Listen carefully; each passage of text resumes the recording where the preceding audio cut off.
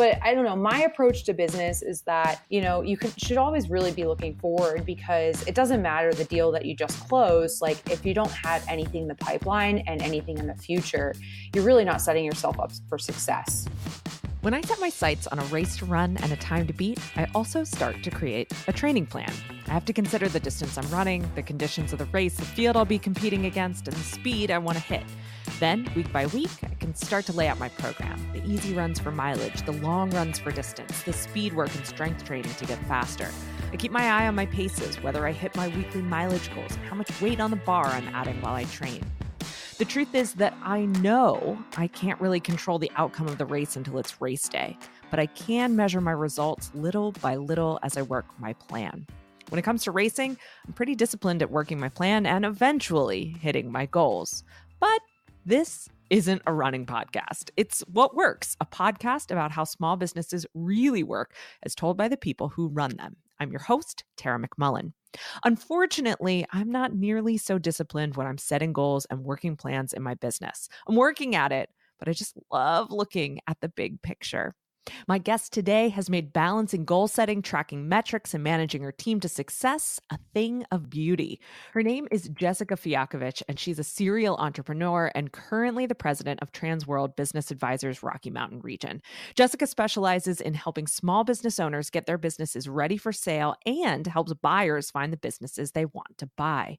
Jessica has put a lot of intention and energy into creating a goal setting, planning, and tracking system that delivers big-time results and doesn't monopolize her time as a leader. We chat about how Jessica and her team members set goals, what metrics they're tracking to ensure those goals are met, and how her goal-setting approach has evolved the longer she's been in business. Plus, you'll find out Jessica's important perspective on where a business fits into your life. Now, let's find out what works for Jessica Fiakovich. Jessica Fiakovich, welcome to What Works. Thank you so much for joining me today. Thank you so much for having me, Tara. I really appreciate being on the show. Absolutely. Okay, so I want to dive into how you and your team track your goals and manage your progress because, like we were just saying, you've got a lot on your plate, as do I think all entrepreneurs and small business owners. But I want to give listeners a little bit of context first so they understand some of the things that you have on your plate. Can you give us an idea of what an average week looks like for you, if there is such a thing? Yeah. You know what? It's hard because I don't know if there's an average week, but so my role, I own Transworld Business Advisors in the Rocky Mountain region. We're a business brokerage firm. So my major part of my week is running that company. And I run the strategy of the company, the growth. I also oversee our support staff and I do some recruiting for our team too. So my average week has like a little bit of all of that in there. On top of that, I'm an investor in a couple of different companies, including my sister's company, Mod Assistance, which is a personal assistant company. So I usually spend about a week or an hour a week on the phone with her, just talking about strategy and what the growth of the company is going to look like and any type of support she needs. And then I'm really passionate about giving back to the entrepreneurial community. So I sit on a number of boards. So I'd say I spend probably somewhere between 2 to 5 hours a week in the nonprofit world and mentoring, future entrepreneurs and growing entrepreneurs as well. But overall, like it's a lot of meetings. It's, getting as much work as I can done, like actual work in the few hours I have to myself at my desk. There's a lot of networking events and dinners and all that kind of stuff too. Yeah. So what does that actual work look like for you? Is it, are you poring over spreadsheets? What are you doing in that time that you're actually sitting at your desk and not in meetings? Yeah, I mean, some of it's administrative, which we all have to do, right? Like, so there's an element of just answering the hundreds of emails that come in every day. But yeah, like a recent project that I was just working on is we're looking to increase the size of our sales team next year. So I was doing some research by combining all of their resumes together and looking if there was any overlap in their skill sets or background and history, so that when I go to the marketplace to look for new salespeople, I'm more strategic about who I'm recruiting. So that was a big project I worked on last week. This week it's kind of translating that and saying like, all right, now I have this basic like demographic profile or, of the people I'm searching for. How do I use marketing to my benefit to find those people? And then ultimately taking that to my team and having them execute it. But so it's a lot of research that I'm doing. Sometimes it's poring over spreadsheets. Sometimes it's just reading industry news and seeing what's going on in our industry or in our economy. But it's more of that project type things. Gotcha. That's a great example. Thank you. Thank you so much for that. All right, let's look a little bit closer at goal setting now. I imagine that both in your own company and in the companies that you invest in, and probably on the boards that you sit in as well, a big part of your job is either setting goals or helping other people set goals. How do you personally establish goals for your company? So for our company, we use a bottom-up approach, and I'm sure we'll talk about how our team members get involved. But so right now we're actually going through strategic planning and setting goals for 2019 because we like to have those set before the end of the year. So what I'll do is I'll take a look at all of my team's goals individually, and then I'll roll them up into overall company goals. So we'll usually establish, I'd say, somewhere between 3 to 5 goals for the year. And then we usually establish an overall theme too. So, in business brokerage, we help both buyers and sellers, and we've already established our theme for 2019 is, take care of the buyers. And that's just because that's, I think, an area where we really can improve. So that's kind of our process for it. So right now, everyone's finishing out their individual plans. I'll get all of those by the end of the month, and then I'll summarize them into one company document that's distributed to the whole team. And then we'll keep that updated on a quarterly basis. Beautiful. Let's talk about exactly what you said, which is how you get your team members involved in this goal setting process. Can you walk us through the process that you use to empower them to set goals for themselves in the areas of the business that they're responsible for? Sure. Yeah. So, I think I'm fortunate because, most of my team members are in sales, and salespeople are very goal oriented and driven to begin with. So what I do is I talk to them about them running their own mini business underneath our business, right? So as much as we do well, as long as their business is increasing, they're going to do well as well. Like their financial rewards are tied directly to their goals and performance. And then my role is really to support them in those goals. So we usually have a quarterly kickoff, which we did last week, actually, is good timing. And we talk about, this theme that we're thinking of, the take care of the buyers theme, and how they can translate that into their plan for the next year. And we use a simple, very one-page template, and my team members can expand it or contract it however much they need. But again, has 3 to 5 metrics on there, like what is their, gross commission goal? How many deals do they want to close? Is there a specific industry or niche that they want to specialize in next year? And then ultimately, one of our biggest core values is learn and grow. So how do they plan to learn and personally develop over the next year? Gotcha. And I totally get how that works with the salespeople on your team. And I also totally understand that a lot of your team is salespeople, but I'm assuming you've got some admin, maybe some finance people in there. How does the process differ for them, or how are they involved in helping you set goals for the company? Yeah, so it's a little bit different. So I'll use my marketing and ops team members as examples. So we'll sit down on a one-to-one basis, and first we'll start by talking about like what's gone really well this year and what's like our ultimate goal for next year. So like in marketing, it's efficiency. So efficiency and consistency. So we want to be more efficient with our marketing dollars, and we want to develop consistent leads for the team. So with those two kind of overarching goals in mind, my marketing manager will go back and build her plan from a tactical and a little bit strategic basis. And then on the operations, the same thing as efficiency. As we continue to grow as an organization, we want to have lower overhead per employee from a percentage basis so we can continue to add more people. So she's going back and building a plan of how can we take our operations and office resources and get more money or more effect for each dollar, right? So more bang for our buck. So they'll each build their own individual plans, which also include budgets, and then present them to me at the end of the month too, to roll up into that overarching plan. And their performance, so like their bonuses and things like that, are actually tied to that plan. Which is really nice too, because they're designing the plans themselves, obviously with my approval, but then they're bought into the plan they've designed. So, having their bonus tied to it makes them more incentivized to accomplish those goals. That's awesome. I love that. And I love the detail that you've shared as well.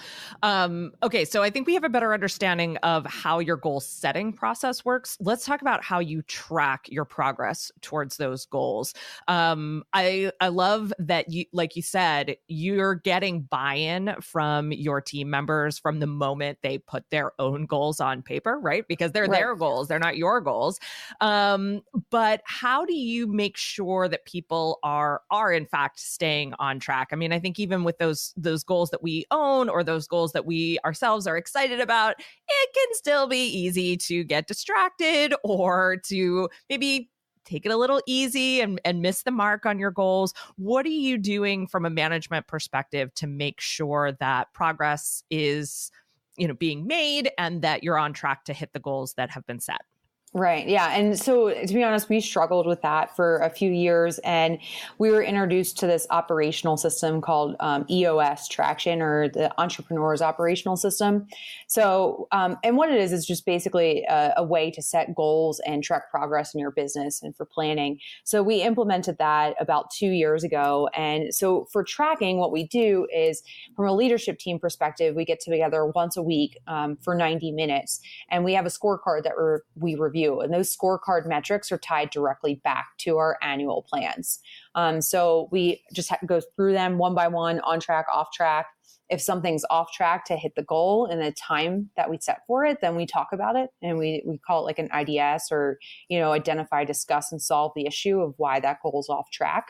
If it's off track 1 week, maybe we won't worry about it as much. But if we see a trend with the goal being off track 2, 3, 4 weeks, that's something that we have to tackle. And then some of those goals that don't have like it's more project based, right? So it's not a direct metric that you can tie to it. We break those down into quarterly projects, and we call those rocks. So, say we were, last year we were implementing a new website and a new CRM system. So instead of just saying like, implement the new website, we actually broke the website project down into quarterly rocks. And then we would do the same thing in our leadership team meeting of saying, hey, is the website, ready for beta, like on track, off track? And whoever was owning that goal or responsible for that goal would report on its status. So we do that every week for 90 minutes with our leadership team. And then we do a similar, I'd say more simplified version with a scorecard and metrics with our sales team every week in their meeting as well. Gotcha. Can you say a little bit more about the scorecard itself? What are some of the metrics that you have on there right now? Yeah, so they're very, they're specific to our business, but I think, every business is specific. So like an indicator for me is how many active salespeople do we have? So that's that's the metric I own on the scorecard. We also look at incoming leads. We look at the number of clients that we have. We look at what our average pipeline looks like. So clients that haven't activated yet to the point, but what does that pipeline look like? We also, from a marketing perspective, besides new leads, we'll look at speaking and presentations, a big lead generator for us. So we'll look at how many speaking engagements that we had that week. So there's that kind of stuff. And some roles, I think, lean more towards metrics than others. Like my operations team doesn't have a lot of scorecard metrics that they're responsible for, but they have a lot of those quarterly rocks or projects. So it kind of goes both ways. Gotcha. It sounds like a lot of the metrics that you're looking at are sort of more on that leading indicator side. You're not necessarily tracking, or I'm sure you are, but it looks like you're not necessarily focused on things like revenue. This is the amount of revenue that's come in through the month. This is the amount of deals that we've closed this month. You're looking at things that happen before that. Can you explain the difference there and why you choose to focus so much on those leading indicators? Yeah. So, I mean, we do, like, the only actually lagging indicator we have on our scorecard is weekly revenue. And then we will review the lagging on a quarterly basis, or my husband, who's my business partner, and I sit down and have a financial meeting every month where we go through our P&L and stuff. But I don't know, my approach to business is that, should always really be looking forward, because it doesn't matter the deal that you just closed. Like, if you don't have anything in the pipeline and anything in the future, you're really not setting yourself up for success, right? So one of my mentors said to me once that there's a reason that the windshield is bigger than the rear view mirror. And it's not that, like, you shouldn't look behind you, right? But your focus should always be to the future and how to improve and how to do more. And that's been my approach to business. And really in our business, because some of our sales cycles are so long, if we're not watching those leading indicators, we could really set ourselves up for some big problems 6, 12, 18 months down the road if we don't have our eye on that. Yeah, absolutely. I love that analogy too. Yeah, it's a great one, right? We'll hear more from Jessica after a quick break. I pay the co-commercial team and myself with Gusto. Now, you might be thinking, I'm not ready for a payroll provider. I was in the same boat when I started with Gusto. Gusto gave me the confidence to hire both contractors and employees, and they've made it easy to stay compliant, offer great benefits, and keep me in control of our money. Gusto automatically files and pays your taxes, guides you and educates you along the way, and takes the guesswork out of taking care of your team. We love Gusto, and we think you might too. Test it out and get 3 months free at gusto.com/whatworks. That's gusto.com/whatworks. Mighty Networks powers brands and businesses like yours that bring people together. Gearing up to launch a website or blog in 2019? Here's a better idea. Build an online brand that brings people together. Until recently, online business owners like us had to use an array of different platforms, all with separate audiences to build our brands. One platform for courses, another for events, another for your content, and yet another for your community. Not only do none of these platforms work together, but forget about mobile, where we all know people are spending the majority of their time today. At Co-Commercial, we faced the same challenge until we found Mighty Networks. With a Mighty Network, online business owners just like you can bring all their business assets together in one place. Your website, your content, your courses, your community, your events, online and off, and you can charge for them, all while building your brand. The best part? When you're ready, you can upgrade to roll all of these features into your own native mobile app under your brand. It's like having your own Silicon Valley startup behind you with none of the headaches. Also, it's totally free to get started.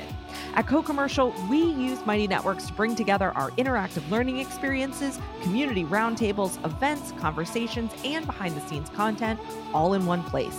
Visit mightynetworks.com to see more examples of brands bringing people together via events, classes, memberships, content, and more. Mighty Networks is the easiest way to take your business to the next level. So I know that you have sold several companies or a couple of companies in your history before you started with Transworld Advisors. How has your approach, your philosophy to goal setting and tracking your progress changed from those earlier ventures to where you are right now? I think I've gotten a lot more thoughtful and analytical. So like early in my career and with some of our first businesses, like, my plan was just like, what do I feel like doing next year? Or, what do I think is going to grow the business? And at this point, I'm much more, like I said, analytical and numbers focused of like, all right, show me the results that have worked in the past and let's amplify those in the future. And let's track everything. I never tracked anything before. And in some regards, I look back at it and I was like, I kind of got lucky, right? So, and I think like I see a lot of young entrepreneurs do the same thing. So I don't fault myself. Like I was 24 when I started my first company. So there's learning experiences. But yeah, I've gotten much more focused and much more analytical in terms of goal setting and tracking. And I've also got a lot more realistic, I would still, back then I'd say, well, I think I can double or triple the size of my business every year. And now looking at my business and looking at the history, I know like that's not feasible every year, right? Maybe when you're first starting up, it's feasible, but there's a lot of work in that goes into doubling or tripling. So I try and be realistic with my goal setting and not so like head in the clouds. I'm really glad that you brought up the idea of setting realistic goals, because that's a question that I often get is, well, Tara, is this goal realistic? Can I even do this? I ask myself, Tara, can you do this? Is this Yeah. a realistic goal for you to set for yourself? So I'm curious how you have decided to define what a realistic goal is. And maybe you can even speak to that in regards to how you talk to your team about realistic goals. How do you coach a team member on a goal that may be a little outside or maybe very outside of what's realistic? And how do you, and on the flip side, how do you get someone to come up to what is a very realistic goal, but maybe feels like a stretch for them? Right. Yeah. So it's interesting. So like with working with my team, what I've realized is most of my team is dismotivated for far reaching goals, right? There Mm. are members of my team, my husband being one of them, that like he doesn't like realistic goals, right? He likes to have those stretch goals, and that's what really drives and motivates him. So I try and kind of cater it to each person, because I want them to be motivated by the goal and not dismotivated by the goal. But that being said, like when I get everybody's individual plans back, I do have like a reality check with everyone. And as much as we look forward and in our planning, I do think the past is a good indicator of future performance. So if a team member came to me and they this year they grew their book of business by 30% and next year they want to grow by 100%, I don't try and squash that goal, but I say, okay, great. What's going to change in the future to make this possible? Because if we're going to just do the same activities we did last year, we're not going to end up at 100%. We're probably going to end up at 30% or maybe even a little lower, right? So we have those very honest conversations, and I'll support them in whatever they need to do, but educate and coach them that, those big increases in those stress goals, you have to like stretch yourself too. There's some personal development, there's education, there's activities, there's things that have to launch you to that next level. And if they don't have the time to dedicate to it this year, then let's bring it back down to maybe more of a past indication goal, if that makes sense. Yeah, that makes tons of sense. Very helpful. Thank you. So I think that probably bridges pretty nicely into the next thing I want to talk about, which is meetings, because Yeah. you've mentioned meetings quite a few times today. And I think that all of the management that you're really talking about in terms of goals and tracking progress requires it requires communication, right? It requires those constant check-ins with people, so that they don't feel overly managed, but that they feel supported and that you feel like your business is going in the direction that you want it to go. So can you talk us through how you structure the meetings that you have with your team members on a weekly basis? Yeah, so the two big meetings I already talked about was our leadership meeting. That's 90 minutes, and it's the scorecard review, and then some problem solving as well is the two main components for it. In our sales meeting, and it's actually on all hands, my support staff sits on that too. It's scorecard review. We do some kind of just basic company reporting, and then we also do brainstorming and problem solving in there too. And then on like a one-on-one basis, it really depends on the person. So I have some people on my team who really want, and we kind of think of them more as coaching sessions, but really want like a weekly coaching session. So my support team really likes their weekly coaching sessions because they have so many projects and so many different things that they're juggling. They like to have somebody to sit there and bounce ideas off of and be like, okay, what should be my priority this week? Or I think I'm going to handle it this way. So those meetings we do on a weekly basis, and they're just problem solving. So we don't get into metrics or anything like that. And they're about 15 to 30 minutes. The sales team likes to be a little bit more hands off. So they typically come in once a month. Same thing, 15 to 30 minutes. And with them, we do check in and see where they are on their scorecard and progress to their goals. And then we do a little bit of problem solving. So again, that on track, off track methodology. If, new leads is off track, let's just spend our 30 minutes today talking about how to solve that metric. So. Gotcha. Can you tell us about an especially productive team meeting or one-on-one meeting that you've had recently? I mean, our leadership meetings are, since we instituted them, they're the most productive thing that we do every week.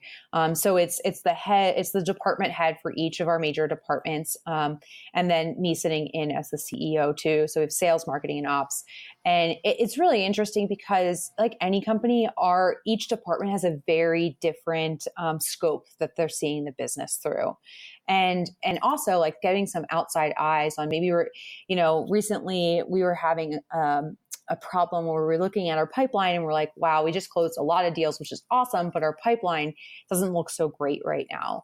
And sometimes having that outside perspective from like an ops person or marketing that's not sitting in sales day to day, we've come up with some very creative solutions that we can institute quickly. Or like, my ops manager might jump in and say, hey, maybe I can sit with our sales admin and I can pull a list of all the prospective clients that we talked to over the last 3 months, and we can start a sales campaign of reaching back out to them, which is something we just did and worked. And it just literally took that meeting of us brainstorming together to solve that problem. So that's been by far the most productive meeting that we have. Awesome. I'd like to circle back to the idea of how your outlook on goal setting and tracking progress has changed over the years before we start to wrap up here, because one theme that I have kind of uncovered in the process of doing this podcast is how business owners, entrepreneurs' identities change as they learn new things about their businesses and as they learn new things about themselves and their relationships to their businesses. And so I'm curious if you have experienced an identity shift, or if you experienced even an identity crisis as you kind of took on new roles in your company, and as you did become more analytical, as you did become more focused, and took that on as as a leadership quality, as opposed to maybe how you ran your business when you were first getting started. Yeah, no, and I totally have had those, and it's an interesting insight. I've never thought of it that way, but it's very true. So when I started my first business, like I very much thought of that business as an extension of myself. Like it was my identity, right? And There was this very big personal tie to it. And even when I started this business with Transworld, there was still a personal tie, but it was less so. And the more and more I've grown as a leader, I've started to look at it as like my business is just my job. My job is to take care of this business. This business is not me, right? So separating the business from my actual identity. And then really my leadership role too, what's changed a lot is, everybody, I think at least when I wanted to become an entrepreneur, I'm like, I want to be the leader. I want to be the owner. I want to be the CEO just because of the title. Right. Mm-hmm. But what I've learned as CEO, my job really is 100% support. So it doesn't matter what projects that I'm doing. If I'm not supporting my team and giving them the time and effort they need from me to solve their problems, remove obstacles that they're facing, I'm not doing my job. Like my job is 100% support. And that's been a total mindset shift from my previous business and even the first few years in this business. Wow, that is, I think, really, really helpful. And I'm glad you brought up the thing that happens where we look at our businesses as an extension of us. And I know on your website, you've got a little video, and at one point you say that women especially have this challenge. And I see this in the people that I work with and the community members that we have as well, that women tend to look at their businesses as extensions of themselves, as part of who they are, as their baby, as you say. I'm curious how you coach the leaders, the founders that you have invested in, how you coach them through this change, or maybe it's something that they haven't dealt with. But can you speak a little to that, how you work with other entrepreneurs around this idea? Yeah. So, I think everybody deals with it, right? So, the things that I try and get through to them is one, a business is an asset. It's a financial asset, right? And being in the position that I'm in now is that, being an asset, you have to sell it at some point, right? So if you have to sell this business, then it can't be your baby or a part of you, right? Because you're going to go through a huge identity crisis and even depression, which is something I personally experienced when I sold my first business. So I try and share that story with them of like, this thing is, you're building it, but you're building it to leave it at some point and walk away totally. It's not like the analogy of your child going off to college. Like, you're severing pretty much all connection at some point with this thing. So being just having that frank conversation of saying like, it's not your baby, it's not your project, it's not you, it's a financial asset, and its main purpose is to produce income for you and your family. And then, potentially retirement income when you sell it and things like that. And I think, any message that you're trying to get across when you're working with others, sharing that personal story. So being really vulnerable and honest about what I went through when I sold my first company because of that emotional connection, I think really opens up some of the entrepreneurs' eyes of like, this is what could happen if you continue to connect yourself to this business. I love that. What are you working on next? So we just launched a podcast, which I was telling you about, to talk to people about how to buy and sell businesses. It's called the Deal Board. And then, we developed a prep to sell program. So what we do is we help people get ready to sell their companies in the next 1 to 2 years. So we beta tested that for the last couple of years and just launched it this year. Late this year. So I'm working on in 2019, really launching that program and even launching an online component to it too. So people could work with us virtually as well. Awesome. When is the right time for someone to start thinking about selling their company? Like, when should we look into this prep to sell program? Yeah. So it's funny. A lot of people tell you like, begin with the end in mind and start from day one. But to be honest, like it's not in your mind. When you're starting a business, all you're focused on is getting the company off the ground, launching it, making it profitable. So I usually tell people, if you give yourself at least a year before putting the business on the market, you can do some things that can increase the value of your company and also make the deal more likely to close. So at least a year. Some people will say 3 to 5 years. Sometimes that's too far out though. Like, you don't know what the market's going to do. And like right now we're, everyone knows we're at the top of the market. So the economy could change in the next 3 to 5 years. So any prep work you could do, it might not have the same effect in 3 to 5 years. So I say like 1 to 2 years is probably a fair amount of time. Awesome. Well, thank you for that. And we'll let everyone know where to check out the podcast and the program. But Jessica Fiakovich, this has been a fascinating conversation. I just really appreciate you pulling back the curtain on how you guys set goals and track your progress. Thank you so much, Tara. It was great being on.